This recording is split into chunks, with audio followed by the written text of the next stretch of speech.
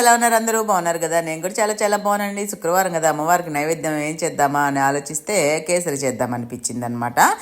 సరే మామూలుగా ఎప్పుడు నీళ్ళు వేసి ఉడికిస్తాం కదా, ఈసారి పాలేసి ఉడికిద్దాము ఎలా ఉంటుందో చూద్దామని చెప్పేసి మామూలుగా 1 కప్పు రవ్వకి 3 కప్పులు పాలు వేసేసి మామూలుగా కొంచెం నెయ్యి ఎక్కువ తీసుకున్నాను. ముందు నేతిలో ఇలాచి ఇవి ఏంటి మామూలుగా కాజు కిస్మిస్ అవి వేసేసిన తర్వాత రవ్వ వేసి కొంచెం వేయించిన తర్వాత 3 కప్పులు పాలు పోసేసి దగ్గరగా వచ్చిందాక కలిపేశాను. ఆ తర్వాత బెల్లం వేసాను అనమాట. చాలా బాగా వచ్చిందంటే రుచి అయితే నిజంగా ఇంత బాగా వస్తుందని, ఇంత బాగుంటుందని నేనైతే ఊహించలేదండి. నిజంగా చాలా టేస్టీగా వచ్చింది.